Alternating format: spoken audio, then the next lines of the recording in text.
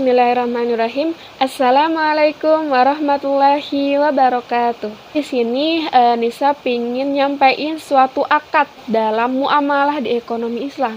Akad apa itu? Nah, yang ingin Nisa sampaikan itu adalah akad rahan. Jadi akad rahan itu merupakan pinjaman dengan jaminan. Kalau secara bahasa atau bahasa Arabnya itu tab atau langgeng. Jadi, rahan itu adalah harta yang dijadikan kepercayaan dalam hutang, yang mana harganya itu akan digunakan untuk membayar hutangnya gitu. Apabila orang yang berhutang itu tidak dapat atau tidak bisa melunasi hutangnya. Contoh, ada seorang mahasiswa yang bernama Nela dan juga Maman. Nah, Nela ini adalah mahasiswa yang benar-benar sangat membutuhkan uang untuk keperluan hidupnya. Akhirnya ia meminjam kepada Maman, di mana saat Nela itu meminjam uang kepada Maman, ia memberikan jaminan suatu barang, yaitu laptopnya. Laptopnya ia berikan kepada Maman, dan Maman memberikan uang 5 juta yang diminta oleh atau yang dipinjam oleh Mela gitu. Tapi perlu diketahui bahwa laptop tersebut tidak berpindah kepemilikannya.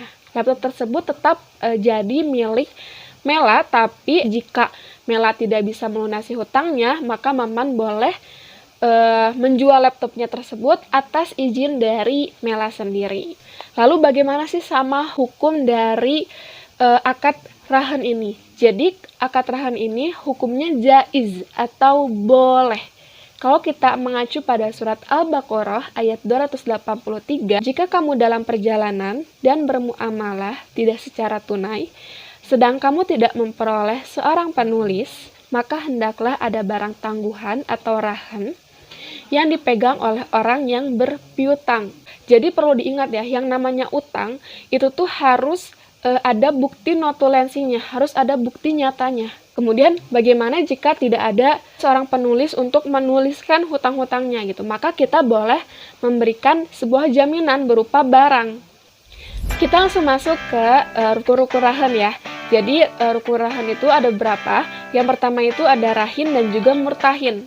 Rahin itu adalah orang yang memberikan gadai. Sedangkan murtahin itu merupakan orang yang menerima gadai.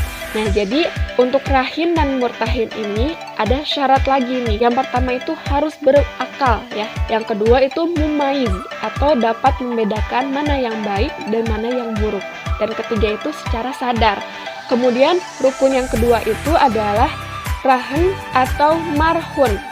Nah, ini tuh adalah barang gadainya atau barang jaminan. Nah, ada syaratnya nih di barang gadai itu.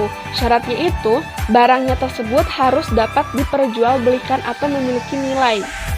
Lalu, rukun yang ketiga itu ada marhun bihi atau utangnya. Nah, ada syarat juga nih dari utangnya. Yang pertama, utang itu harus menjadi kewajiban dari rahin.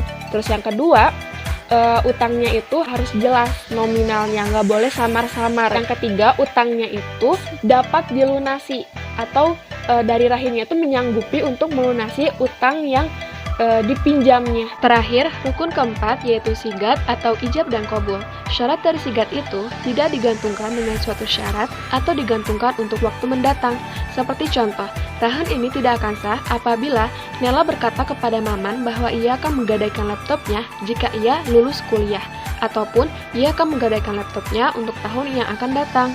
Kemudian ada syarat pemanfaatan barang gadai oleh murtahin.